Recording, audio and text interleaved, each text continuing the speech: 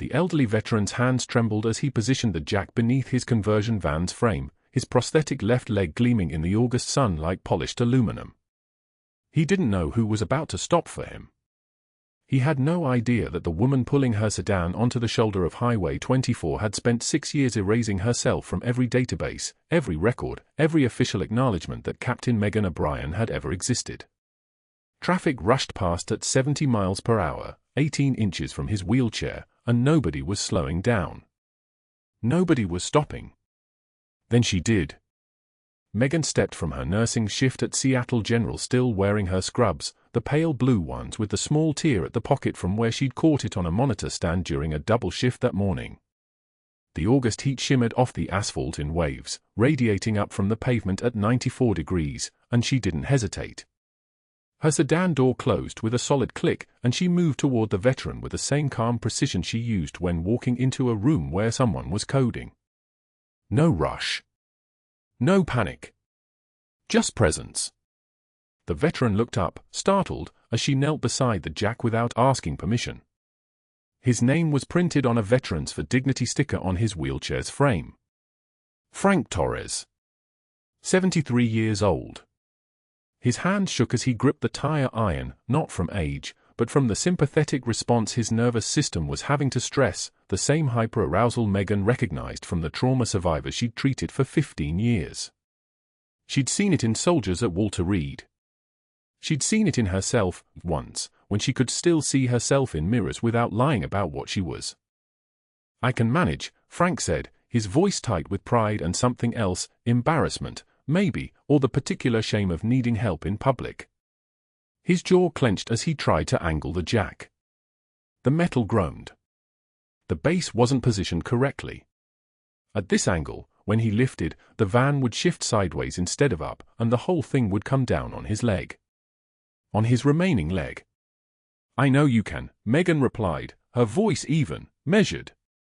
She reached for the jack with hands that had started 17-4s today, that had held a patient's hand during their last breath at 2:22 a.m., that had trembled exactly 0 times since leaving the army 6 years ago. "But you don't have to." She repositioned the jack base with 2 smooth movements, centering it under the structural frame instead of the panels. The difference between a controlled lift and a catastrophe. The difference between knowing and guessing. Frank watched her work. "You've done this before." "Field repairs," Megan said, which was not a lie. Just not the complete truth. The complete truth was sewn into the lining of her jacket, hanging in the backseat of her car, a faded unit patch from 3rd Battalion, 5th Marines, A-Team, the call sign stitched in olive thread, Valkyrie. The call sign nobody was supposed to remember. The call sign that had saved 37 lives in Tikrit and cost her everything after.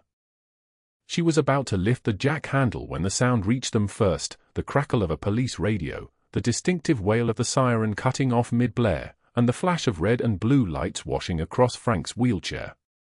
The Colorado State Patrol cruiser pulled onto the shoulder behind them, its tires crunching on the gravel with a deliberate crunch that made every muscle in Megan's body catalog the distance, the angles, the nearest exits. 15 feet. She could be moving before the officer cleared the door. 3 seconds to reach the driver's seat. Muscle memory took over before she even knew it was happening, the assessment, the exit strategy, the operational awareness that 6 years of nursing hadn't dulled one fraction. Sergeant Derek Hammond stepped out of the cruiser with the kind of slowness that signaled authority, one hand already on his citation book, the other on his duty belt where his taser hung like a promise. He was 6'2", maybe 230 pounds, the kind of physical presence that made people defer without thinking. His uniform was pressed sharp enough to cut, and his badge caught the sun in a way that seemed deliberate, like he was reminding everyone of what they were supposed to see when they looked at him. Power. The kind that came from a government-issued gun and the backing of a system that rarely questioned men like him. Frank's breathing shifted. Megan heard it before she saw his chest move, the subtle change from relaxed to elevated, the sympathetic nervous system kicking into higher gear. His prosthetic leg twitched slightly, the phantom nerve response that happened when old trauma paired with new stress. "Vehicle disabled on state property," Hammond called out, not a greeting but a citation in process. He was looking at Frank, then at Megan, then at the van with the expression of someone already calculating towing fees. "You can't park here. This is an active traffic corridor." "He's not parked," Megan said, still kneeling beside the jack. Her voice remained even. Deferential, even, the careful tone of someone who knew the right way to address authority. "He has a flat tire." Hammond's eyes moved to her with the kind of dismissal reserved for civilians who spoke out of turn. His name tag read Hammond in gold letters, and beneath his badge, a pin showed 15 years of service. 15 years was a long time to accumulate the kind of authority that made people step back without being asked. "And you are," he said, "not asking but documenting." "Someone who stops when people need help," Megan replied. She turned back to the jack, resumed positioning it with the same steady movements. She didn't ask permission. She didn't defer. She simply continued the work, her hands moving with the kind of precision that came from having done similar repairs under fire, in the dark, with rounds coming in from 3 directions and a medic screaming for the transport vehicle to get rolling. "This is official business now," Hammond said, his voice taking on the particular tone of someone who was used to being obeyed. "Step back. You're obstructing." Traffic continued to roar past. A semi-truck swerved around them, its horn blaring, and the wind shear rocked Frank's wheelchair slightly. The sound of it, the explosive percussion of the horn, the metal shriek of the tires, registered in Megan's assessment as information. This was dangerous. This was exactly the kind of situation where people got hurt because they were trying to follow protocol instead of physics. She didn't step back. Instead, she began working the jack, lifting the van's wheel slowly off the ground. "He's disabled," she said, still using that careful, deferential voice. Not arguing. Just stating information. "He needs the tire changed before the wheel temperature drops and the spare pressure becomes unsafe." By this time, the rubbernecking had started. A sedan ahead of them slowed, its occupants craning their necks to see what was happening. A truck behind it did the same. Then another car. Within 90 seconds, the scene had become a spectacle, the kind of roadside drama that made people want to film, to capture the moment, to be part of something happening. Megan heard the first phone come out, the distinctive soft click of a camera focusing. Hammond saw the gathering crowd and something shifted in his posture. His shoulders squared. His hand moved from the citation book to his duty belt, a gesture that screamed authority to everyone watching. This was his scene now, his narrative, his control. "That's a ticket for disabled vehicle without proper signage," he announced, loud enough for the growing crowd to hear. "And you," he pointed at Megan without looking at her, "are obstructing a peace officer in the performance of his duties." The crowd grew. 7 cars now, maybe 8. Windows rolling down.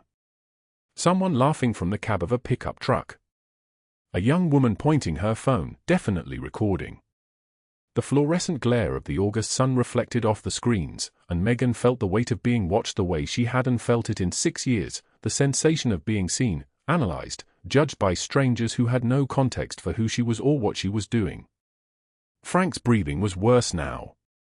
His hands gripped the arms of his wheelchair, and the tremor Megan had identified earlier was intensifying. Stress response. Hyperventilation beginning. His sympathetic nervous system was dumping adrenaline into his bloodstream at a rate that was going to trigger something worse if it didn't stop soon. She knew the signs because she'd seen them in herself, in the mirror at 3 a.m. when she couldn't sleep, when the noise from the neighbor's television sounded like mortar fire. Hammond stepped forward, and that's when his voice took on the tone that made the crowd go quiet for just a moment, that particular cadence of authority mixed with contempt that made people instinctively obey. But that wasn't the worst part. The worst part was what he said next. "Look at him," Hammond gestured toward Frank with the kind of dismissal usually reserved for something inconvenient, something in the way. "Can't even maintain his own vehicle. Creating a public hazard. Probably shouldn't be driving at all if he can't handle basic maintenance, you know." The crowd reacted immediately. A few of them laughed, that particular cruel laughter of people who had decided they were superior to someone struggling. Megan heard it from at least 3 separate voices, saw the quick glances between spectators as they bonded over the moment that shared permission to mock someone vulnerable. Frank's face went pale. Not from anger, but from shame. The kind of shame that comes from being humiliated in public, from having your struggle turned into entertainment, from being reduced to a problem instead of a person. Megan's jaw tightened. That was the only outward change, a single muscle contraction along her jawline, barely visible. But inside, something had shifted. She continued working the jack with exactly the same rhythm, the same precision, but the quality of her presence changed. The deferential tone was gone. What remained was something else, something quiet and implacable and infinitely more dangerous than anger. "The tire will be changed in 4 minutes," she said, not looking up from her work. Not addressing Hammond. Just stating the operational timeline. He'll be mobile before the next shift change at the tow yard. Hammond's face reddened. He wasn't used to being contradicted, especially not by someone who was supposed to be apologizing, explaining, deferring to his authority. The crowd sensed the escalation. More phones came out. The laughter died, replaced by the kind of attention that only happened when confrontation seemed possible. "That's insubordination," Hammond said, his voice taking on an edge that hadn't been there before.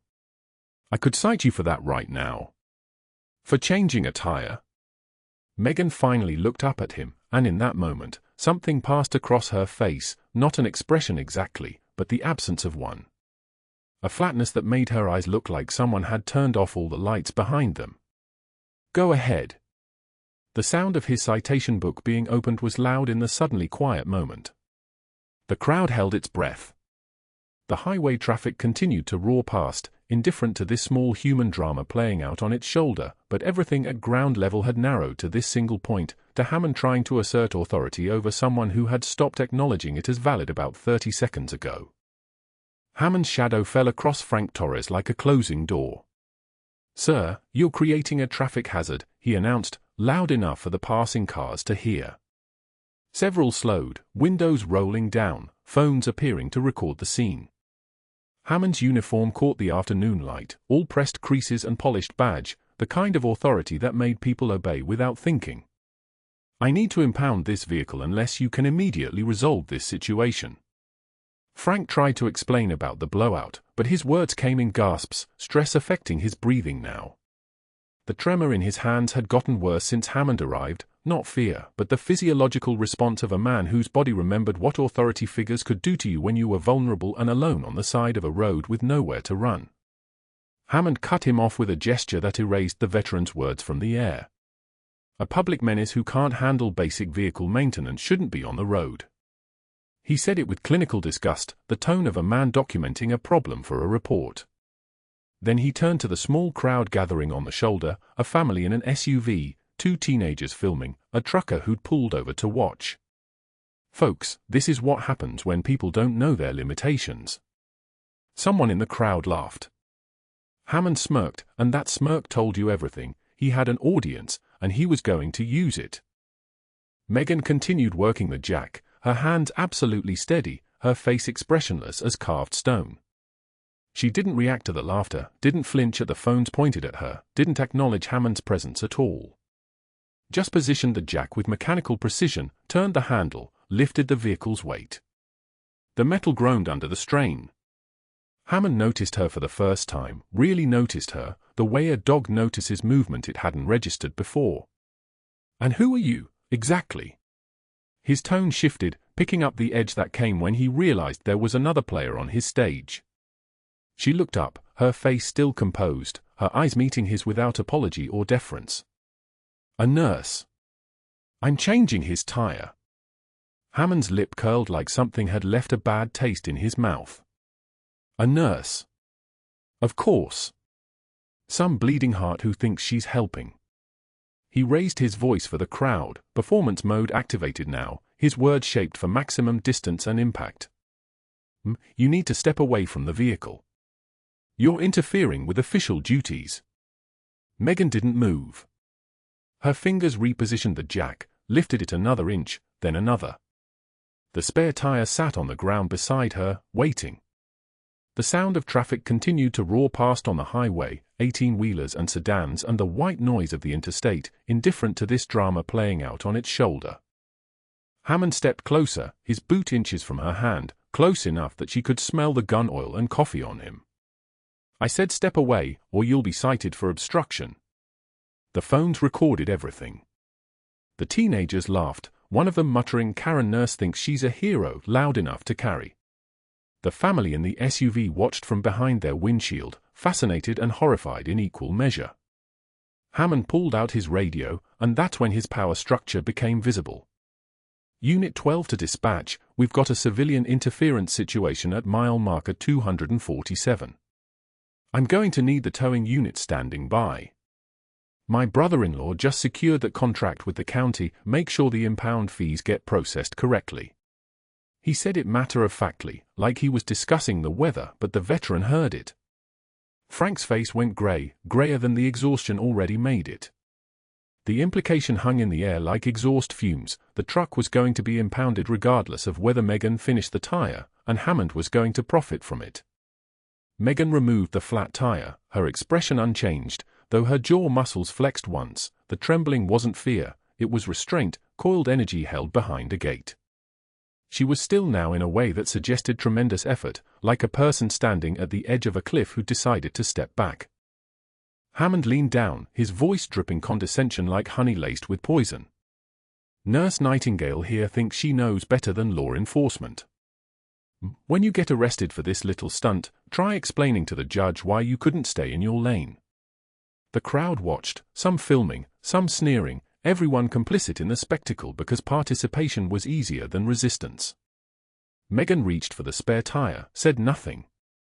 Her silence seemed to enrage Hammond more than any argument could have. Silence was a form of non-compliance, and non-compliance threatened the entire structure of his authority.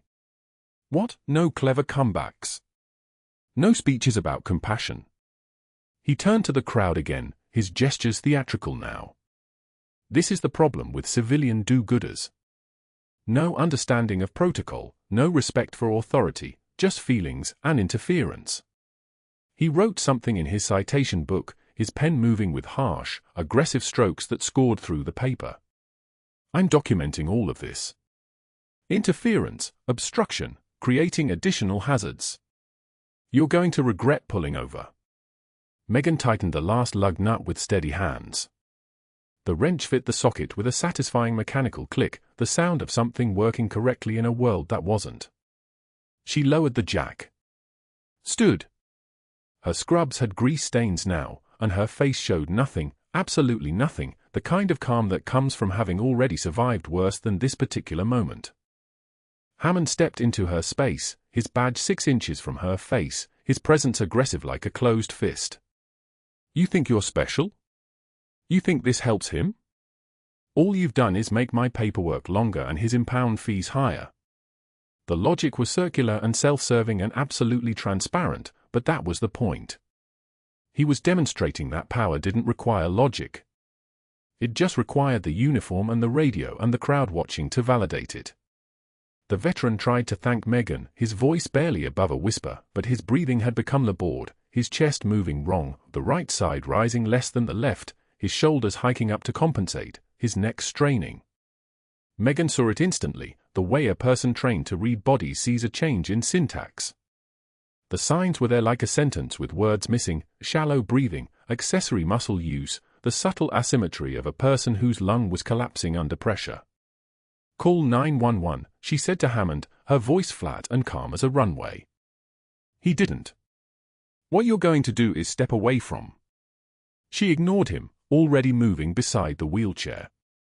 The veteran's lips were turning the color of old bruises, his hand clutching his right chest, his eyes wide with the recognition of his own dying.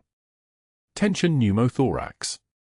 His collapsed lung was building pressure inside his chest like a balloon inflating, shifting his heart, compressing his airway, killing him in real time while witnesses filmed it. Megan pulled a ballpoint pen from her scrub pocket, unscrewed it with quick twists, dumped the ink cartridge. She poured hand sanitizer over the hollow tube, over her fingers, over the veteran's chest at the second intercostal space, mid-clavicular line, the exact location where physics and anatomy aligned to create the only chance he had. The crowd gasped, phone zooming in now on something else, something they didn't understand but recognized as emergency. "What the hell do you think you're doing?" Hammond shouted, reaching for her shoulder. She shrugged him off without looking, her fingers palpating the rib space with the tactile certainty of someone who'd done this before in places where failure meant body bags. She drove the pen tube between the ribs with controlled force, and the hiss that followed was immediate, pressurized, life-threatening air venting from the pleural space like a tire deflating, like pressure releasing, like a human being getting a second chance. The veteran gasped, his color improving within seconds as his lung re-expanded, his chest rising properly now, symmetrical and alive. Megan held the improvised needle in place, her other hand on his wrist checking his pulse, her face showing nothing but clinical focus, the kind of composure that only comes from training and muscle memory. Hammond stared, his mouth open, then recovered like a machine restarting. "You just assaulted this man. Everyone saw it." He grabbed his radio, his voice sharp with the edge of someone realizing he'd lost control of the narrative. "This is Unit 12, I need backup and paramedics at mile marker 247, Highway 24. I have a civilian who just committed assault with a deadly weapon on a disabled veteran." The crowd murmured, uncertain now, their phones still recording but their certainty wavering. The veteran was breathing. He was alive when he was dying, the impossible made real in front of them, but Hammond's voice carried the weight of institutional authority. "You are under arrest for." "She saved his life," the trucker interrupted, stepping forward, his voice steady. "I was a combat medic. I saw what happened. That was a needle decompression." Hammond rounded on him like a dog protecting territory. "Unless you're a licensed physician, your opinion means nothing. She performed an invasive procedure without authorization on state property." Sirens approached in the distance, growing closer, the sound of official response. Megan stayed kneeling, one hand stabilizing the pen tube, the other on the veteran's pulse, her expression unchanged by Hammond's accusations or the approaching vehicles or the phone still recording. The veteran looked at her, his eyes sharp despite the trauma, studying her face with the intensity of someone recognizing something they thought was buried. His lips formed a word, just one, silent against the roar of passing traffic, but paramedics arrived before he could speak it, their uniforms pouring out of the ambulance like urgency given physical form. The evening came quietly after they took Frank away, after Hammond filed his reports with shaking hands, after the crowd dispersed and the highway resumed its indifferent roar. Megan drove home in silence, her scrub still stained with grease and sanitizer, her hand still steady on the steering wheel. She parked in her driveway and sat in the car for 7 minutes, just breathing, just existing in the space between what she'd done and what it meant. In the kitchen, she sat at the table without turning on the lights. The faded Special Forces unit patch sat in her jacket pocket, sewn inside the lining where no one could see it, where no one could ask questions about it, where it had lived for 6 years since Tikrit was erased from official records. She pulled the jacket toward her in the darkness and ran her thumb over the stitching, feeling the texture of thread on fabric, feeling the weight of what she'd hidden and what she'd just revealed. The veteran's breathing changed first, a wet, ragged sound that cut through the noise of traffic and Hammond's continued threats. Frank's chest rose unevenly, the left side barely moving while the right heaved like bellows working overtime. His skin grayed in real time. Not pale. Gray. The color of someone whose oxygen wasn't getting where it needed to go. Megan saw it before she consciously registered what she was seeing. Tracheal deviation, his windpipe shifted right, pushed by pressure building on the left side of his chest. The neck veins distended like cords, bulging against skin that suddenly looked paper-thin. His mouth opened but no sound came out except that wet, desperate breathing that sounded like drowning on dry land. Tension pneumothorax. Air trapped in the pleural space, collapsing the lung, crushing the heart toward the opposite side. Every breath made it worse. Every breath was suffocation wearing a disguise. Frank. Megan was already moving, kneeling beside him, her hand steady as surgical steel. She didn't check his pulse. She checked his pupils. Dilating. Shock advancing. "I need you to listen to me." Frank's eyes found hers, and something in her voice, something deeper than the gentle nurse who'd changed his tire, made him nod. Hammond was still talking.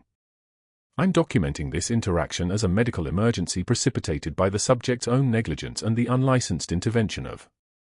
Megan's hand found the pen in her purse. A regular Bic ballpoint, the kind every nurse carries. She pulled it out and cracked the plastic barrel, exposing the hollow tube inside. Her other hand came up, fingers finding the precise spot, second intercostal space, midclavicular line, between ribs 2 and 3. She'd done this in a phi base outside Tikrit with nothing but morphine and moonlight. She'd done it in field medicine training 17 times. She'd done it in her sleep for 6 years. She pulled out a hand sanitizer packet from her scrub pocket and ran it down the pen, the exposed metal. The alcohol fumes cut through the diesel and hot asphalt. Step back.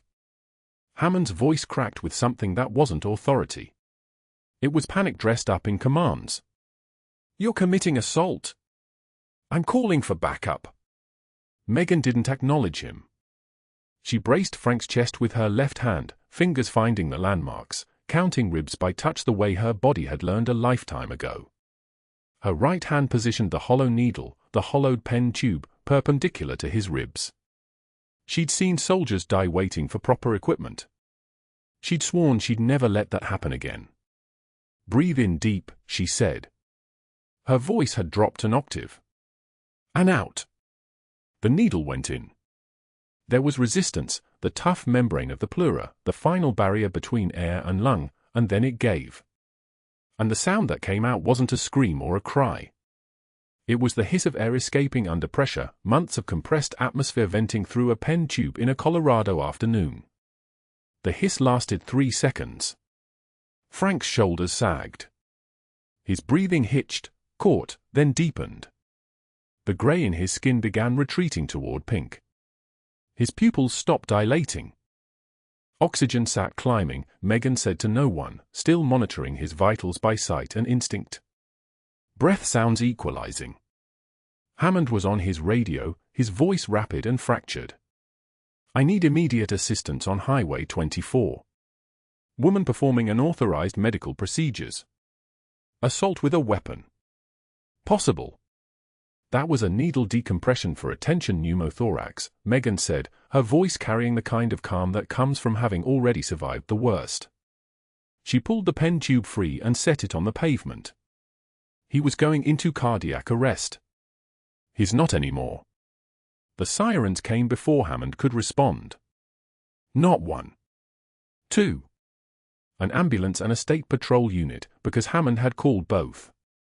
The ambulance pulled up hard, brake lights flashing red and red and red against the afternoon.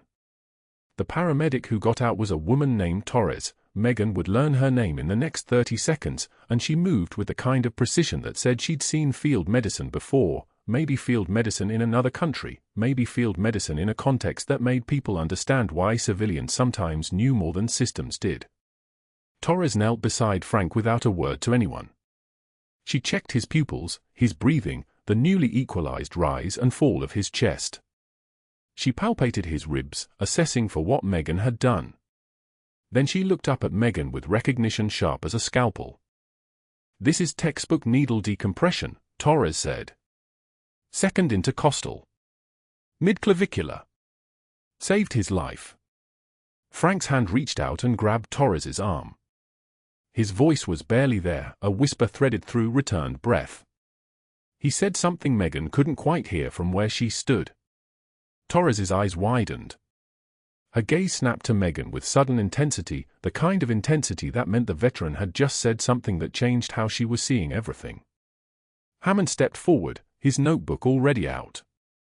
His hands were shaking slightly, Megan noticed. Not fear. Calculation. He was already building the structure that would bury her? I'm filing official reports with the State Patrol, the Colorado Medical Board, and the County Attorney's Office, Hammond said. His voice had found its command tone again, though something in it rang hollow now. She performed a medical procedure without license authorization. That's Colorado Revised Statute 12-255-112. Unauthorized medical intervention on state property. Criminal conduct. Torres had Frank on the stretcher now, and she was checking his blood pressure with the kind of efficiency that said she wasn't interested in Hammond's narrative. BP 118/72 and stable. Oxygen sat 96 and rising. Heart rate 88, regular sinus rhythm. She inserted an object into his thoracic cavity without consent. Hammond continued, building his documentation trail like a man building a wall to hide behind. He was photographing the scene now, the pen tube on the pavement, the tire repair, Megan's hands. Possible surgical implement.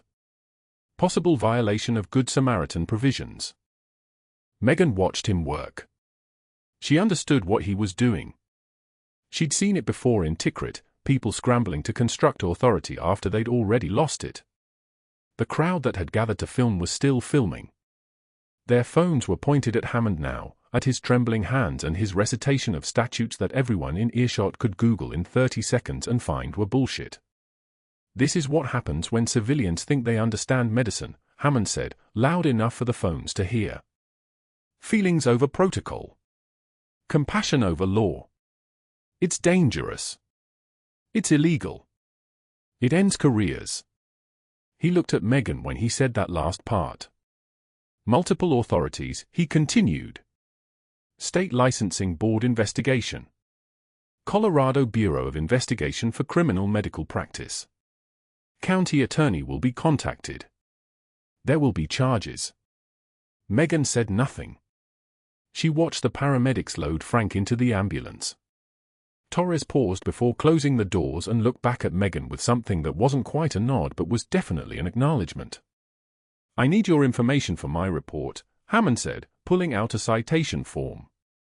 Name, address, phone number. License number if you have it. Megan O'Brien, she said. Her voice was steady as a surgeon's hands. She gave him an address in Colorado Springs, a phone number. She didn't offer her nursing license. He didn't ask for it, which meant he already planned to pull it another way. The ambulance pulled away, and the crowd began dispersing. The show was ending, the phones lowering. Hammond stayed, still writing, still building his case. Still documenting the moment when he'd tried to destroy someone and had no idea he'd already triggered an automatic investigation that would climb channels he couldn't control. Megan walked back to her sedan. She didn't look at Hammond. She didn't look at the crowd. She got in the car, started the engine, and drove toward home in silence. Her hands didn't shake. Her breathing didn't change. But somewhere inside her chest, beneath the steady heartbeat and the carefully maintained calm, something that had been buried for 6 years was beginning to move toward the surface. The faded Special Forces unit patch, sewn inside her jacket lining where no one could see it, suddenly felt heavier than it ever had. Not from guilt. From the terrible certainty that the quiet life she'd built was about to end, and that the world had finally remembered that Captain Megan O'Brien, the one who'd been scrubbed from every official database, whose records had been classified and buried, wasn't a nurse named Megan anymore. She was Valkyrie again, whether she wanted to be or not. Hammond's fingers trembled as he typed the complaint form, but not from doubt. From rage. Unauthorized medical practice. Interference with official duties. Practicing medicine without a license under Colorado Revised Statute 12-255-112. The words felt like weapons, each one another nail in the coffin of the woman who'd made him look incompetent in front of witnesses. He'd file it tonight. He'd make sure every agency from here to Denver knew that the so-called nurse had committed multiple felonies on state property. She'd lose her license. She'd face criminal charges. She'd disappear into the court system for years. That was justice. That was what happened when people didn't know their place. What Hammond didn't know was that his complaint wasn't going into a standard filing system. It was triggering something else entirely. Every complaint against a healthcare worker in Colorado automatically fed into a background verification database maintained by the Colorado Medical Board. Routine. Administrative. But Megan O'Brien's name and the unusual medical intervention she'd performed triggered a flag.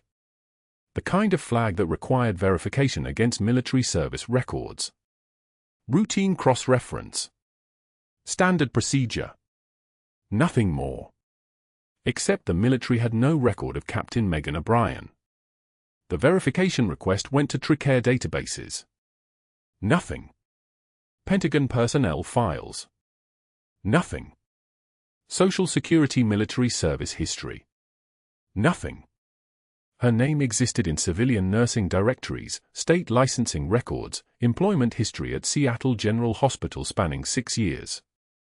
But the moment the investigator tried to cross-reference her claimed military background, nothing. No boot camp records. No commission papers. No service number. No discharge documents. No veteran benefits file. Nothing. It was as if Captain Megan O'Brien had never existed in the United States military at all. Which meant either her credentials were completely fabricated, or something far more unusual had happened. The investigator flagged the case for the Defense Counterintelligence and Security Agency. Protocol. Just a routine escalation because something didn't match. DCSA had a different database. A classified one. They found the sealed records. The ones marked Special Access Program. The ones that had been officially scrubbed from every public and military personnel database in 2018. The operation in Tikrit. Task Force designation withheld. Unit designation withheld. All personnel records involved classified and buried. Captain M. The Bryan listed as Surgical Lead, Medical Team Alpha 3-7. Operational status, terminated. Record status, sealed. Retrieval status, classified. Orders on file, never to surface. Flag status, immediate escalation if name appears in any database query. The flag had just been triggered. The Department of Defense doesn't escalate slowly. The ping went up the chain in 4 hours.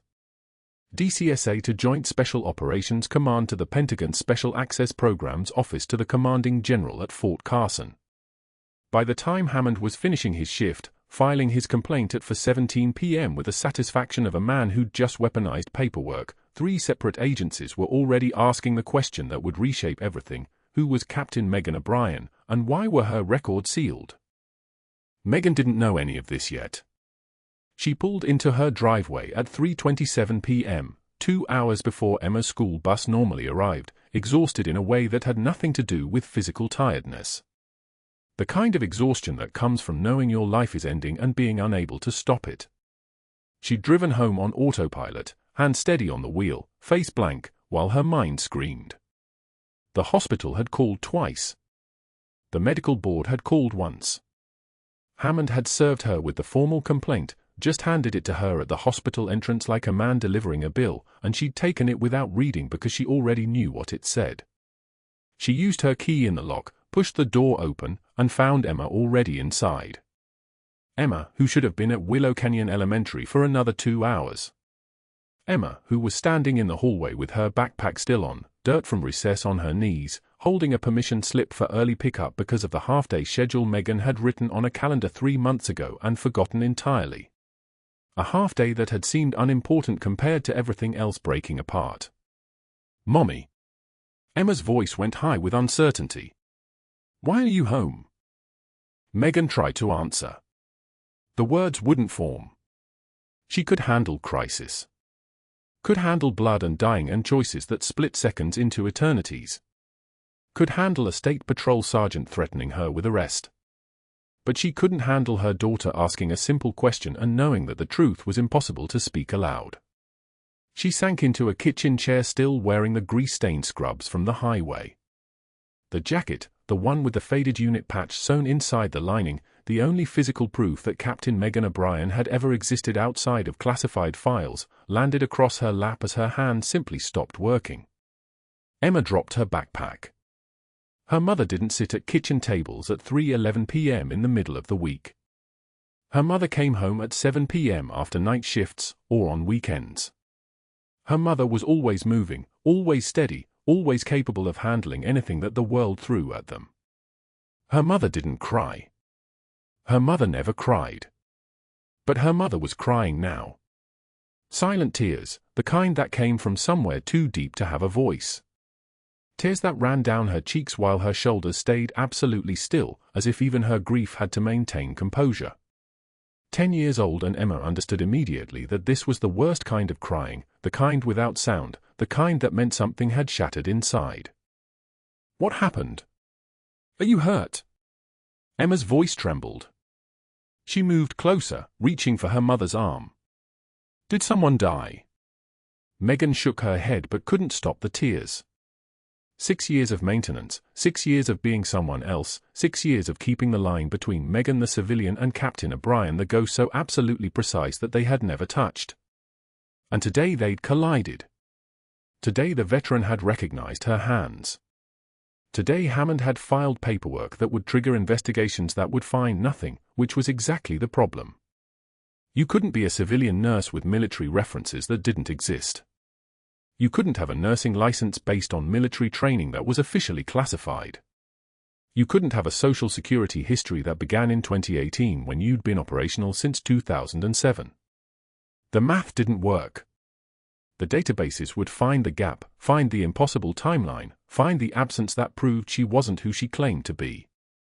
"Did you get fired?" Emma asked. She sat beside her mother, holding her hand with the careful urgency of someone trying to anchor a person who was drifting. Megan had no answer for that because she didn't know. Not yet. But she knew it was coming. The medical board would revoke her license because they couldn't verify her credentials. The hospital would terminate her because her background check would flag as fraudulent. The state would investigate because Hammond's complaint would demand investigation. And when they actually dug into the impossible timeline, the non-existent military service, the records that had been sealed and scrubbed, they would either expose operations that were still classified, or they would destroy the civilian identity that had kept her daughter safe. The phone rang. Colorado Medical Board. Megan didn't answer. It rang again before she'd finished not answering the first call. Seattle General Hospital Administration. She stared at the phone the way someone stares at a grenade after the pin has been pulled. Emma watched her mother with growing fear. This wasn't normal. This wasn't okay. "Who keeps calling?" Emma asked. She was still holding Megan's hand, the backpack forgotten in the hallway. "Nobody," Megan said, and her voice broke on the word in a way that made it clear it was a lie. The jacket shifted on her lap. Emma's eyes caught on the torn lining, on the corner of embroidered fabric visible through the hole. Olive drab. A insignia. Something old. "What's that?" Emma pointed at the patch.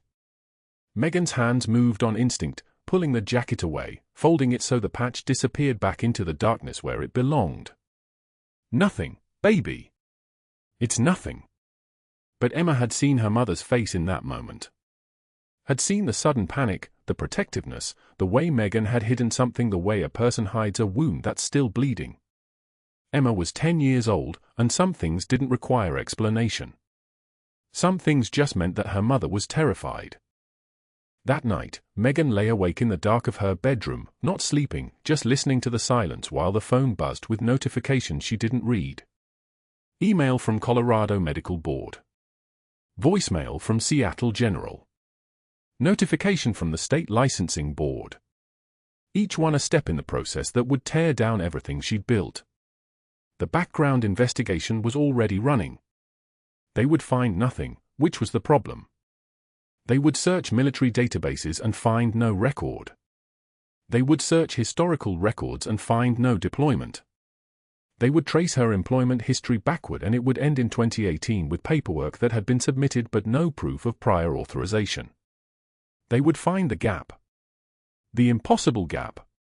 The place where Captain Megan O'Brien had been erased. And then they would have to make a choice, acknowledge that the gap existed for classified reasons, which would expose operations still marked as top secret, or they would have to declare her entire civilian identity fraudulent, which would strip her nursing license, revoke her state credentials, and begin a process that would spiral into federal investigation and eventually, probably, some kind of interview with people who didn't have names and worked in buildings without signs. Either way, Valkyrie was surfacing. Megan didn't sleep. The phone rang 6 more times before midnight. She didn't answer any of them. At 2:24 a.m., the house was so quiet she could hear the refrigerator humming in the kitchen, the distant sound of an occasional car passing on the street outside, the sound of her own breathing, steady, controlled, military, all the things she'd trained herself to be when she couldn't afford to break. She lay there in the dark and understood that the careful life she'd built was already ending. Hammond's weapon had already fired. The investigation was already running. And by morning, the people who made her disappear would probably be making phone calls. She stared at the ceiling and waited for the doors to open. The veteran's hand trembled against Megan's wrist, but not from weakness. Recognition flickered in his eyes, sharp, sudden, electric. "Valkyrie," he whispered. Just one word. Her call sign. Her ghost name. The name she'd buried 6 years ago when she drove away from the army with a newborn in a car seat and a discharge that never officially happened. Megan's jaw tightened. The machines around Kessler's hospital bed continued their steady rhythm: ventilator, cardiac monitor, the soft hiss of oxygen. In the corridor outside, nurses passed. Nobody had heard. Nobody knew. But the silence in the room felt like a held breath. A Marine Corps liaison stood in the doorway, his uniform crisp as a knife blade, his presence like a force that made the air pressure change.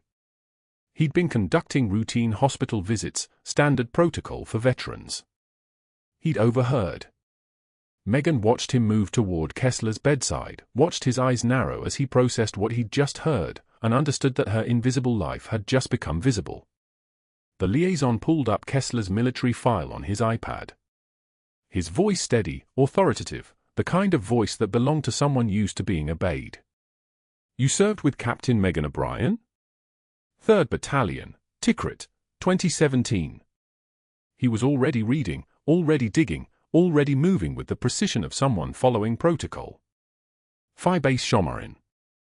July 15th. He paused. The document glowed on his screen. His voice dropped lower. Citation for heroic service. Captain O'Brien's surgical team conducted emergency trauma operations under direct fire. 17 personnel were stabilized. 14 survived evacuation. He looked at Kessler. Then at Megan. Then back at the screen. One of the 14 was you, Petty Officer Kessler. The door to the hospital room opened and Sergeant Derek Hammond walked through like he owned the space. He carried formal documentation in his hand, the complaint he'd filed, the charges he'd built, the case he believed was ironclad. His uniform was pressed, his badge catching the fluorescent light. Behind him, 2 administrative staff members waited in the corridor, standard protocol for official hospital notifications. He didn't see the Marine liaison. He didn't see the iPad. He didn't see the citation being read aloud in front of 3 witnesses. "Captain O'Brien, you're being served with formal charges for practicing medicine without a license on state property, interference with law enforcement operations, and violation of Colorado Revised Statute 12-255-103. His voice had the confidence of a man who believed he was untouchable. "You have the right to legal representation.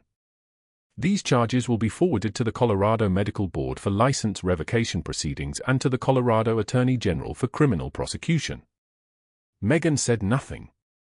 She stood beside Kessler's bed with her hands at her sides, her posture unchanged, her expression the same measured calm she'd worn on the highway. The Marine liaison kept reading. The documents in Hammond's hand suddenly felt thin, fragile, exposed.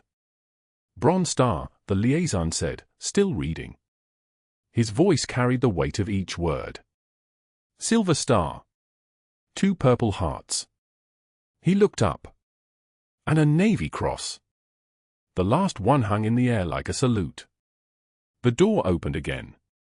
This time it wasn't administrative staff. A 2-star general from Fort Carson walked through with the bearing of someone who didn't ask permission to enter rooms. Behind him came a man in a dark suit, sharp, precise, the texture of his presence like cold stainless steel.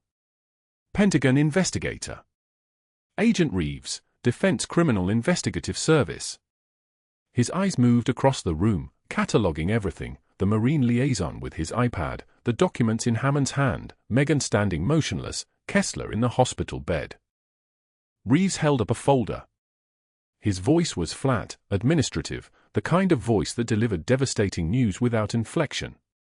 Sergeant Hammond, your background investigation has been completed.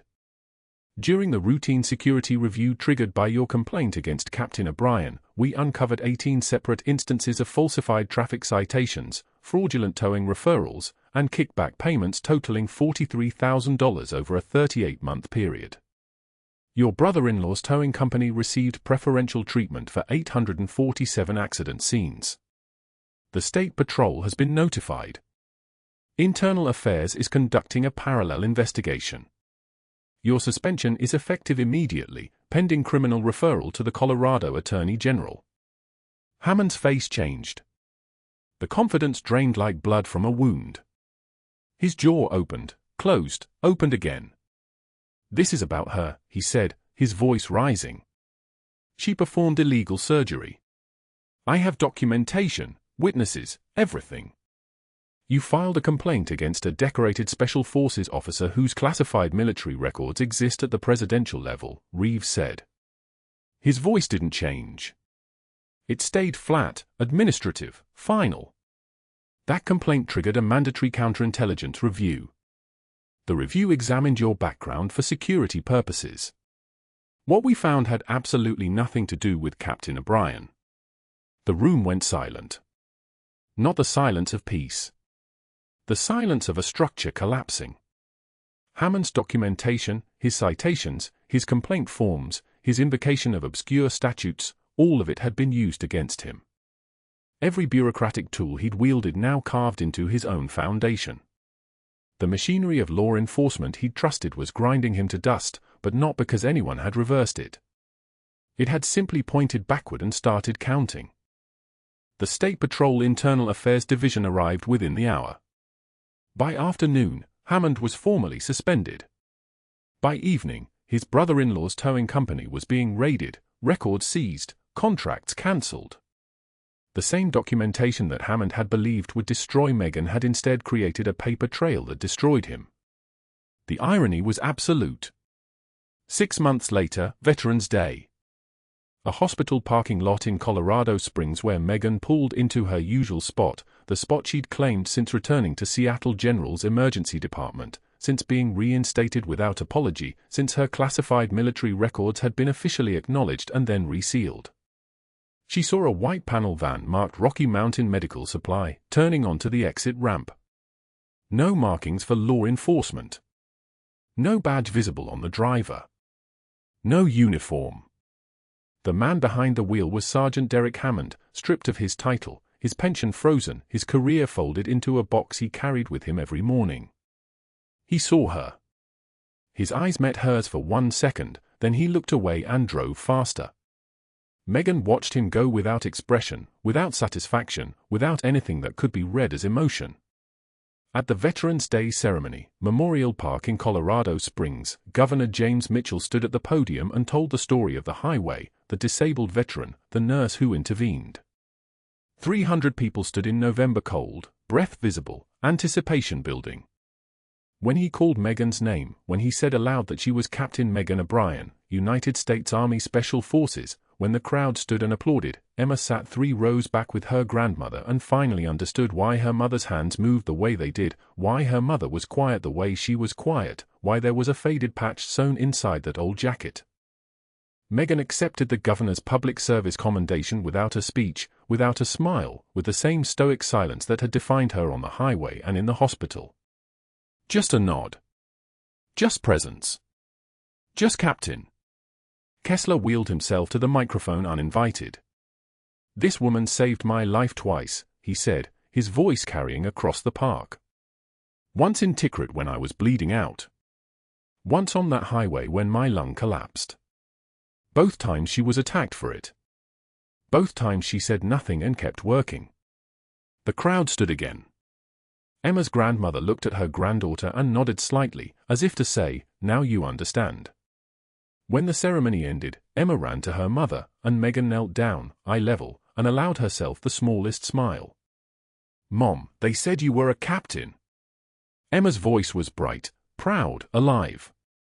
Megan held her daughter's hand and watched Robert Kessler wheel himself across the grass, watched other veterans shake her hand, watched the woman she'd spent 6 years hiding finally become visible.